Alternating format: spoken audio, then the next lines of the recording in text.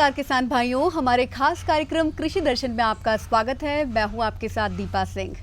आज के इस कार्यक्रम में हम बात करेंगे मटर की उन्नत खेती के बारे में। इस विषय पर ज्यादा जानकारी देने के लिए हमारे साथ विशेषज्ञ मौजूद हैं डॉक्टर MS परिहार। डॉक्टर परिहार, बहुत बहुत स्वागत है आपका कार्यक्रम में। जी नमस्कार।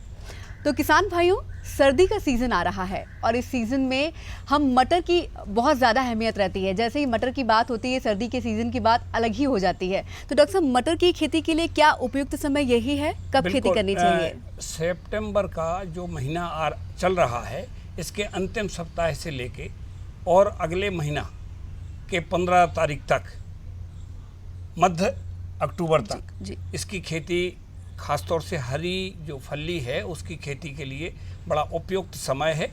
और जैसा कि आप जानते हैं, सामान्य रूप से शीतकालीन सब्जियों में मटर का महत्वपूर्ण स्थान है, बड़ी उसकी मांग होती है और सारी सब्जियों के साथ में मटर का एक निराला स्वाद लोगों को आता है। चाहे वो आलू के साथ में हो, चाहे वो भाजी के साथ में हो, चाहे वो टमाटर के साथ में हो, चाहे लौंजी के साथ में हो, महत्वपूर्ण जो है। और आजकल तो डिब्बाबंदी का भी, हरी मटर की डिब्बाबंदी का भी काम बड़े स्तर पे चलने लगा है, काफ़ी लोकप्रिय हो रहा है। इस मटर में जो है प्रचुर मात्रा में विटामिन्स होते हैं, आपके प्रोटीन्स होते हैं, कार्बोहाइड्रेट्स होते हैं, फास्फोरस होता है, रेशा होता है, पोटेशियम होता है, लोहा तत्व होते हैं। जैसा कि अभी इम्यूनिटी डेवलपमेंट का प्रोग्राम चल रहा है, कोरोना काल में इम्यूनिटी बढ़ाने के लिए आपको मतलब जो है वो प्रोटीन वाली सब्जियों का बड़ा महत्व है। इसलिए अपने आप में एक मतलब उत्तर भारत की पहाड़ियों में भी इसकी खेती ग्रीष्म काल में या पतझड़ के समय की जाती है। ख़ास तौर से मटर की जो खेती है वो सब्जी के रूप में हरा मटर और दाल के रूप में भी, बेसन के रूप में भी मटर की दाल और मटर की दाल से बनाया हुआ बेसन बड़ा उपयुक्त है। उसके लिए दूसरी जातियां होती हैं। कहने का मतलब ये है कि पीला मटर भी मतलब जो है ऐसे स्थान जहां खेती तो होती है पर वर्षा नगण्य होती है, कम वर्षा में भी पीला मटर की खेती बड़े सफलतापूर्वक होती है। और कृषक भाई अगर वैज्ञानिक ढंग से विधिवत इसकी खेती करें तो काफ़ी लाभ जो है इससे कमाया जा सकता है। और जैसा कि अभी हरी मटर की चर्चा हो रही है, ये जो आप सामने जाति देख रहे हैं, ये काशी नंदिनी जाति है जो कि IIVR बनारस के द्वारा विकसित की गई है। यहाँ फल अनुसंधान केंद्र में काफ़ी प्रयोग इस पर किए गए हैं और काफ़ी अच्छा उत्पादन इसका मिला है। करीब 1 हेक्टेयर में 120 से 125 कुंटल हरी फलियाँ इस जाति की प्राप्त होती हैं। और ख़ास तौर से काशी नंदिनी डबल पर्पज़, कहने का मतलब ये बीज के लिए भी और हरी फलियों के लिए, दोनों के लिए बड़ी उपयुक्त जाति है। वैसे तो अनेक जातियाँ मटर में प्रचलित हैं, विकसित हैं। राजस्थान की अलग जातियां हैं, गुजरात की अलग जातियां हैं, महाराष्ट्र की अलग जातियां हैं, आपकी जो है पंजाब की अलग जातियां हैं और भी अनेक मतलब जो है वो जाति पंथ सीबन है, आपका जो है बोर्नबील है, अर्किल है। ख़ास तौर से ये जो जाति आप देख रहे हैं, अभी जो पिछली जाति थी अर्किल का रिप्लेसमेंट है। 60-62 दिन में इस जाति की मतलब जो है वो फसल ख़त्म हो जाती है। 30-32 दिन के अंदर इसमें फूल आने लगते हैं और काफ़ी अच्छे प्रयोग, उत्साहवर्धक मतलब जो है वो परिणाम इसके ईंट खेड़ी में मिले हुए हैं। 100-125 कुंटल बीज इसका विश्वविद्यालय के प्रक्षेत्र ईंट खेड़ी पर बनाया गया था, जो कि कृषकों के लिए विधिवत वितरित किया जा रहा है। तो काफ़ी अच्छा परफॉर्मेंस इसका चल रहा है। बिल्कुल डॉक्टर साहब, आपने बहुत ही महत्वपूर्ण जानकारियां हमें दी है और बताया है कि मटर की खेती से किसानों को भी बहुत फ़ायदा हो सकता है। और ये किस्म खासकर 30 से 32 दिन में अगर फूल आने लगते हैं तो जल्दी ही खेत खाली हो जाएगा और किसान और ज़्यादा उसमें फसलें उगा सकेंगे। किया है दीपा जी, ये मान के आप चलिए कि जैसे अभी सोयाबीन में जो नुकसान हुआ है उस नुकसान की भरपाई के रूप में 60 दिन के अंदर काशी नंदिनी का उत्पादन लेके और फिर आप अंत में मतलब जो है लहसुन है, प्याज है या आपका जो है वो चना है, गेहूं है, कोई भी इस तरीके की खेती आप करके और लाभ कमा सकते हैं। बीज के 60 दिन का समुचित उपयोग करके और एक अतिरिक्त फसल के रूप में अतिरिक्त आय इस मटर से प्राप्त हो सकती है। बिल्कुल, तो किसान भाइयों, अगर आप काशी नंदिनी मटर की किस्म अपने खेतों में उगाते हैं तो आपके खेत भी जल्दी खाली हो जाएंगे, आप दूसरी फसल भी उगा सकते हैं और ज़्यादा से ज़्यादा आपको फ़ायदा इससे मिल सकता है। डॉक्टर परिहार, कहा जाता है कि ये जो समय आ रहा है अक्टूबर और सितंबर के बीच का, इसमें ये मटर की खेती के लिए सबसे उपयुक्त होता है जी। तो किस तरह की जलवायु और किस तरह की मिट्टी होनी चाहिए? जी जी जी, बहुत अच्छा सवाल आपने किया है। जलवायु की जहाँ तक बात है, भोपाल और भोपाल के आसपास लगे हुए क्षेत्रों की जलवायु मटर की खेती के लिए सर्वाधिक उपयुक्त है, बशर्ते बस एक समस्या अभी आ रही है कि तापक्रम थोड़ा बढ़ा हुआ है। 18 से 20-22 डिग्री तापक्रम इसके लिए मतलब उपयुक्त होता है और मैं समझता हूँ एक हफ्ते के अंदर तापक्रम निश्चित रूप से कम होगा, नीचे गिरेगा। और साथ में मतलब विशेष ध्यान रखने की बात यह है कि बलुआर दोमट या दोमट टाइप की मिट्टी जिसमें जल निकास की समुचित व्यवस्था हो, ऐसी भूमि इसके लिए बड़ी उपयुक्त मानी जाती है। और विशेष रूप से मतलब जो है वो खेत की तैयारी में कोई बहुत ज़्यादा नहीं, जुताई करने के बाद में मतलब जो है आप पाटा चला के और खेत की तैयारी कर सकते हैं। विशेष ध्यान रखने की बात है कि भूमि में जल निकास समुचित तरीके से होना चाहिए। साथ में अगर पलेवा देके मतलब एक बार थोड़ा सिंचाई करके नमी बना के और अगर आप इसकी खेती करेंगे तो बहुत ही बढ़िया परिणाम आपको मिलेंगे और 100% अंकुरण मतलब जो है प्राप्त होगा। बिल्कुल, तो किसान भाइयों, जैसा कि डॉक्टर परिहार ने बताया है कि जिस खेती में आप मटर उगाने वाले हैं, जिस खेत में आप मटर उगाएंगे, उसमें जो है दोमट मिट्टी होनी चाहिए। साथ में पानी की निकासी एक बहुत ही महत्वपूर्ण बिंदु बताया है, वो उसका ध्यान आप जरूर रखिएगा। अगर इन बातों का आप ध्यान रखते हैं तो उम्मीद करते हैं कि फसलें आपके खेत में खूब उगेंगी। मैं भूल गया जी कि इसमें जो पीएच है जमीन का, भूमि का, वो 6.5 से 7.5 के बीच ज़मीन का पीएच होना चाहिए, तो बहुत अच्छा परिणाम मिलता है। वैसे कम ज़्यादा पीएच की भूमियों में भी मटर की खेती में उपयुक्त तरीके से की जा सकती है, कहीं कोई इस तरीके की समस्या नहीं है। और आप ये समझ लीजिए कि करीब करीब अगले सप्ताह से इसकी बोनी की स्थिति बनना शुरू हो जाएगी, जो कि करीब करीब जो है अक्टूबर के मध्य तक आप बो सकते हैं। अधिक तापमान में अगर अपन बोनी करते हैं तो उकटा की समस्या कई बार आती है, ऐसी संभावना बनती है। जी हाँ बिल्कुल, तो तापमान का विशेष तौर पर ख्याल रखना चाहिए। अगर तापमान आप सही रहेगा और आप उसका ध्यान रखेंगे इस चीज़ का, तो मटर की खेती बहुत ही बेहतरीन होने वाली है किसान भाइयों।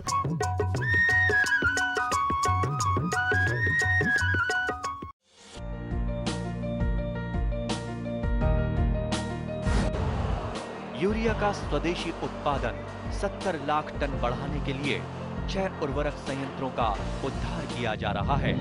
FCIL के गोरखपुर, सिंदरी, तलचर और रामागुंडम संयंत्र, HFCL की बरौनी इकाई और BVFCL की नामरू फोर्थ। सोने पर सुहागा ये है कि देश में अब बनेगा सिर्फ नीम लेपित यूरिया, क्योंकि इससे होगा किसानों का फायदा ही फायदा। अनाज का उत्पादन 10% तक बढ़ेगा, बढ़ेगी 10 से 15% नाइट्रोजन क्षमता। अरे सुन तो। मुझे क्या सुनाना चाहते हो? जो सुनाओ मेरी सौतन को। किसको? अरे वही तुम्हारा मोबाइल फोन जिससे सुबह शाम दिन रात चिपके रहते थे और कहते थे किसान कॉल सेंटर से बातें हो रही हैं। अच्छा ये बात है। हाँ, क्यों? क्या हुआ? अब बात नहीं होती क्या? अब तो झट से बात हो जाती है। संबंधी समस्याओं का अपनी भाषा में तुरंत हल पाने के लिए पूरे भारत में किसी भी फोन से हेल्पलाइन नंबर पर संपर्क करें। किसानों का दोस्त किसान कॉल सेंटर।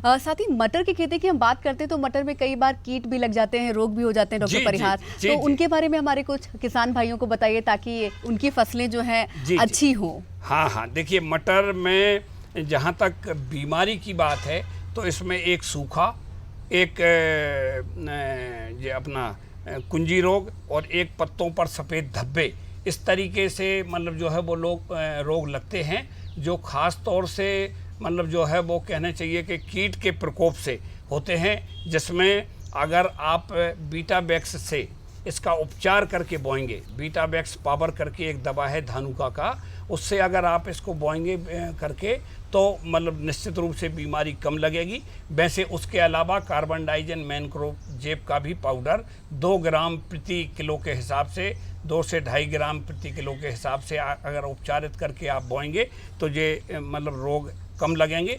कीट की बात जहाँ तक आती है, चूँकि मौसम थोड़ा प्रतिकूल है, परिस्थितियाँ अनुकूल नहीं हैं, इसलिए मटर के पत्तों का मतलब जो है वो सुरंगी कीट मतलब उसको कर्ल कर लेता है, पत्ती को गोला कर लेता है और गोला करके उसके अंदर घुस के और पत्ती को खाता है, नुकसान करता है।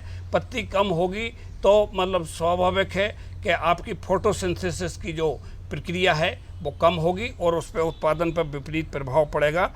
डाई मेथियोट 30 EC का आप अगर छिड़काव 300 लीटर पानी 300 मिलीलीटर को 80 से 100 लीटर पानी में प्रति एकड़ के हिसाब से छिड़काव करेंगे तो वो काफ़ी मतलब उपयुक्त है। मटर का थ्रिप्स और मटर का चेपा भी मतलब नुकसान करता है और ख़ास तौर से सर्वाधिक नुकसान होता है फली छेदक से। तो फली छेदक के लिए कार्बोलिल डस्ट जो है वो या क्लोरपाइरीफास का पाउडर क्या है कि जो इसका फली छेदक है कभी कभी 10% से लेके और 90% तक नुकसान कर सकता है, तो उसके लिए क्लोरपाइरीफास का पाउडर का छिड़काव या मतलब जो है वो दोनों चीज़ें आप कर सकते हैं और इससे ये कंट्रोल होता है। जी बिल्कुल, तो महत्वपूर्ण जानकारी एक और हमें मिल गई है कि कौन कौन से रोग लगते हैं, साथ ही उनका निदान क्या हो सकता है, कैसे इन रोगों से किसान भाई छुटकारा पाएं, इसके बारे में भी डॉक्टर परिहार ने हमें बता दिया। डॉक्टर परिहार, अचानक से मुझे एक और महत्वपूर्ण बात याद आई है कि मटर जब हम उगाएंगे तो उसके बीच की क्या दूरी होनी चाहिए और उर्वरक प्रबंधन, ये भी बहुत ही महत्वपूर्ण बात है, तो इसके बारे में जान लेते हैं। बहुत अच्छा। 1 एकड़ भूमि में 40 किलो बीज की अनुशंसा की जाती है, पर किसान भाई 40 से 50 किलो के बीच में बीज डालते हैं, जिससे प्लांट पॉपुलेशन प्रॉपर आ जाती है।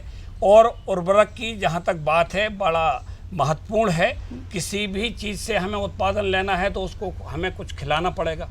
तो बड़ी सीधी बात है, 15 से 20 टन सड़ी हुई गोबर की खाद मिट्टी भूमि की तैयारी के समय दे दें तो बहुत बढ़िया है। और साथ में मतलब जो है आप ये समझें 20 से 25 कुंटल नत्रजन जो यूरिया के रूप में दे सकते हैं। बोनी करने के करीब 15 से 20 दिन बाद आप जो है वो नत्रजन की मात्रा दे सकते हैं। इसके साथ साथ में 60 से 70 किलोग्राम फास्फोरस, आपके 30 से 40 किलोग्राम पोटास और सल्फर की भी मात्रा 20 किलो प्रति एकड़ की दर से देना उपयुक्त होता है। बिल्कुल, तो डॉक्टर परिहार ने जो फास्फोरस, पोटास और सल्फर की मात्रा बताई है किसान भाइयों, उसके बारे में आपको ज़रूर सोचना चाहिए। अगर वो एकदम संतुलित रहेगी तो आपकी फसलें भी अच्छी से खेतों में लहलहाएंगी। अच्छा, एक और बड़ा दीपा जी बड़ा महत्वपूर्ण बिंदु है कि शुरू की अवस्था में मटर में 40 दिन तक किसी किस्म का खास तौर से मतलब जो है कचरा नहीं होना चाहिए। कचरा अगर होगा तो वो जो पोषक तत्व हैं उसका नुकसान करेगा और मटर को बढ़ने में नुकसान होगा। तो मटर बोने के बाद एक पेंडामिथिलीन करके प्री इमरजेंस दवा आती है, तो उसको अगर आप छिड़क देंगे तो आप ये समझिए कि करीब करीब चौड़ी पत्ती के जितने भी खरपतवार हैं वो नष्ट हो जाएंगे और फिर उससे कुल मिला के मतलब 40 दिन बाद जब उसमें वृद्धि प्रॉपर हो जाएगी तो फिर खरपतवार कोई नुकसान नहीं करेंगे। तो प्री इमरजेंस के रूप में पेंडामिथिलीन का अगर किसान भाई उपयोग करते हैं तो ये सर्वाधिक लाभप्रद होता है और इससे खरपतवार नियंत्रण होता है। बिल्कुल। तो किसान भाइयों, आपको 40 दिन तक अपनी फसलों को खास ख्याल रखना होगा, साथ ही जिसमें खरपतवार ना उगने पाए। कीटों की तो जानकारी आपको दे दी है कि कैसे आप कीट से बच पाएँ, उसके बारे में आपको उपाय बताए गए हैं। साथ ही खरपतवार आपके खेतों में ना हो, इसके बारे में भी डॉक्टर परिहार ने हमें बखूबी बताया है और बहुत सारी चीज़ें बताई हैं जिससे आप इन चीज़ों से बच सकते हैं। डॉक्टर परिहार, बोते समय जो आपने किन किन बातों का ध्यान रखने चाहिए किसान को? साथ में दूरी क्या होनी चाहिए? सबसे अधिक आवश्यक है बोने के पहले बीज उपचार। जी। बीज उपचार निश्चित रूप से बेहतरीन तरीके से करना चाहिए और उसका देसी विदेशी कई किस्म के तरीके हैं। आप राइजोबियम कल्चर भी मिला सकते हैं या 2 लीटर पानी में 50 ग्राम के करीब गुड़ का मतलब गर्म करके सीरा बना लें और उसमें राइजोबियम डाल के उसके ऊपर वो कर दें, कवर उसका कर दें, या जो बीटाबैक्स पावर आता है उसका उपयोग कर दें। दूरी की जहाँ तक बात है तो आप ये समझिए कि 7 से 8 सेंटीमीटर लाइन से लाइन की दूरी और 4 से 5 सेंटीमीटर पौधे से पौधे की दूरी इसमें होना चाहिए, जिससे प्लांट पॉपुलेशन अगर प्रति एकड़ भरपूर रहेगी तो उत्पादन भी आपको भरपूर मिलेगा और मतलब जो है कम से कम 2 या 3 बार आप हरी फलियों की तुड़ाई करके बाद में उसको छोड़कर और फिर मतलब जो है वो बीज भी दाना भी प्राप्त कर सकती। बिल्कुल। तो ये बहुत सारी महत्वपूर्ण जानकारियां लगातार हमारे कार्यक्रम में आपको दी जा रही हैं डॉक्टर परिहार। जैसा कि मटर का सीज़न आता है तो हम लोग सब्जी के रूप में हर चीज़ में हम लोग मटर को देखते हैं और साथ ही मटर हम सालों साल खा पाएँ उसके लिए प्रिजर्व करने का भी बहुत फैशन चढ़ गया है। जो आजकल की नई मल्टीनेशनल कंपनियां हैं डिब्बाबंदी होने लगी। हाँ, डिब्बाबंदी होने लगी है ये और साधारण रूप से भी मटर को छील के और जो उसका दाना है उसको हल्का सा बॉयल करके और अगर आप फ्रीजर में रख लेंगे तब भी आप कई महीने तक मटर का उपयोग कर सकते हैं। तो डिब्बाबंदी के साथ साथ इस तरीके का भी वो है। तो कहने का मतलब ये है कि साल भर हरी मटर किसान ले सकते हैं, खा सकते हैं और उसका समुचित उपयोग कर सकते हैं। प्रोटीन, विटामिन, मिनरल, खनिज और लोहा तत्व अपने मतलब शरीर को उपलब्ध करा सकते हैं और लाभ उठा सकते हैं। डॉक्टर परिहार, खासकर देखा जाए तो सर्दियों का सीजन आ रहा है और सब्जी वाली मटर की मार्केट में भी बहुत डिमांड रहती है, हर इंसान अपने घर में लाना चाहता है। तो ऐसे में सब्जी वाली मटर की कौन कौन सी किस्में हैं उसके बारे में बताइए। पुरानी जो जाति थी वो अर्किल थी, PSM 3 थी, बोर्नबिल थी और अभी जो नई जाति है जो जिसकी आज चर्चा की है काशी नंदिनी। तो इस तरीके की जो जाति है ये काफ़ी उपयुक्त पाई गई है। अनुसंधानों से ये प्रमाणित हुआ है कि इस जाति से उत्पादन भी अधिक मिलता है और बीज भी अधिक मिलता है। इसलिए कृषक भाइयों से निवेदन है कि नई जातियों को अपनाएं और अधिक लाभ कमाएं। धन्यवाद। तो किसान भाइयों, आज के कार्यक्रम में मटर की उन्नत खेती के बारे में आपको बहुत सारी जानकारियां डॉक्टर परिहार ने दी हैं। उम्मीद करते हैं कि ये जानकारियां आपको ज़रूर फायदा पहुंचाएंगी। डॉक्टर परिहार, आप हमारे साथ चर्चा में आए, बहुत बहुत शुक्रिया आपका। जी धन्यवाद। इसी के साथ कृषि दर्शन के इस अंक में फिलहाल इतना ही। रुक करेंगे खबरें खेती का। नमस्कार।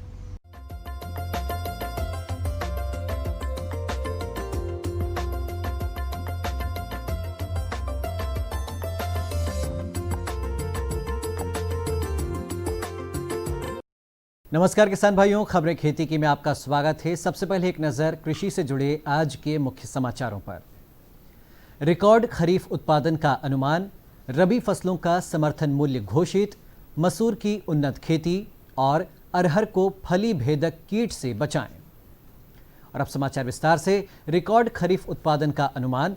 केंद्रीय कृषि मंत्रालय द्वारा जारी किए गए खरीफ फसल उत्पादन अनुमान से पता चलता है कि चालू खरीफ सीजन 2020-21 में खरीफ फसल उत्पादन रिकॉर्ड 14.45 करोड़ टन से अधिक होने की संभावना है। ये पिछले 5 साल के औसत उत्पादन से 98.3 लाख टन अधिक होगा। खरीफ अग्रिम अनुमानों के अनुसार धान का इस साल रिकॉर्ड 10.23 करोड़ टन उत्पादन की उम्मीद है, जो पिछले 5 वर्षों के औसत उत्पादन 9.56 करोड़ टन से 67 लाख टन अधिक है। इसके अलावा तिलहन का उत्पादन भी बढ़ने की उम्मीद है। तिलहनी फसल मूंगफली के भी रिकॉर्ड 95.4 लाख टन उत्पादन की संभावना है।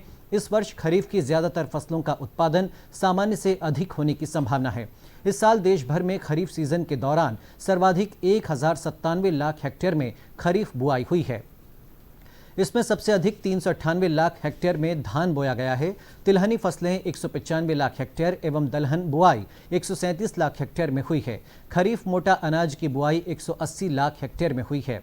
गत वर्ष की तुलना में इस साल 4% ज्यादा बुआई हुई है। कृषि मंत्रालय के अनुसार इस साल पूरे सीजन में बारिश औसत से 7% अधिक हुई है। खरीफ फसल उत्पादक राज्यों में बारिश सामान्य हुई है। मसूर की उन्नत खेती। मसूर के लिए दोमट और भारी मिट्टी अधिक उपयुक्त होती है। ऐसे खेतों का चयन करें जिसमें जल निकास की उचित व्यवस्था हो। मसूर के बीज की मात्रा 35 से 40 किलोग्राम प्रति हेक्टेयर पर्याप्त होती है। मसूर की असिंचित अवस्था में अक्टूबर के प्रथम सप्ताह से नवंबर के प्रथम सप्ताह तक बुआई कर सकते हैं और सिंचित अवस्था में 15 अक्टूबर से 15 नवंबर तक बुआई कर सकते हैं। मसूर की उन्नत किस्में K75 मल्लिका, JL1, L4076, JL3, IPL18 नूरी, IPL 316, RVL31 बोकर अधिकाधिक उत्पादन इनसे लिया जा सकता है। अरहर को फली भेदक कीट से बचाएं। अरहर की फसल को फली भेदक कीट से सर्वाधिक नुकसान होता है। प्रौढ़ कीट मजबूत एवं हल्के भूरे रंग का होता है। इसकी अगली जोड़ी पंखों पर भूरे रंग के बिंदु पाए जाते हैं जो कि धारीदार रेखाएं बनाते हैं तथा ऊपर की तरफ काले रंग के धब्बे पड़े रहते हैं। मादा कीट अरहर के पुष्पों, फलियों, कोमल फलियों एवं कभी कभी प्ररोह के अग्रभाग पर एक एक करके अंडे देती है। रात्रि में दिए गए गोल अंडों से 2 से 5 दिनों में गिडारें निकलकर करीब 4 से 5 दिनों तक फलियों के ऊपरी भाग को खुरच कर खाती हैं। फली भेदक कीट के नियंत्रण के लिए जब फसल 60 से 70 दिन की हो जाए तब फेरोमोन ट्रैप का उपयोग करना चाहिए। एक से दूसरे फेरोमोन ट्रैप की दूरी 30 मीटर होनी चाहिए तथा फसल से 1 से 2 फीट ऊपर रहे। 14 दिन के अंतराल पर ल्योर आवश्यकता अनुसार बदलते रहना चाहिए तथा उस पर आकर्षित नर प्रौढ़ कीट को नष्ट कर देना चाहिए। अंडे, पौधा या 1 से 2 सुंडी पौधा से अधिक दिखाई देने पर नीम बीज पाउडर के 5% घोल को 1% साबुन के घोल के साथ मिलाकर छिड़काव करना चाहिए।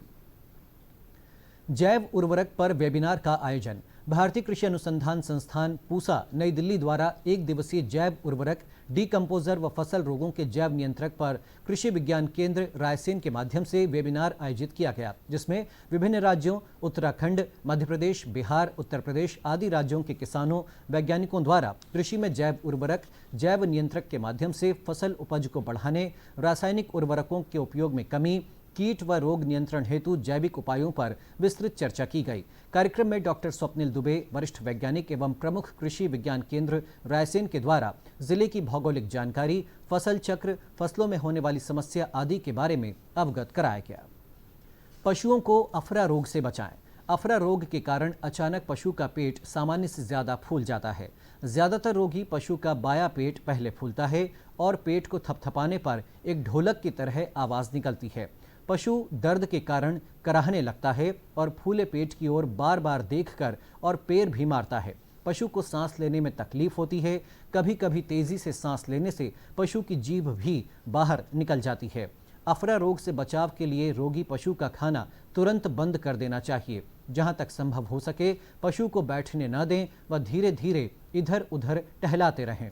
ऐसा करने से पशु को अफरे की समस्या में आराम मिलेगा।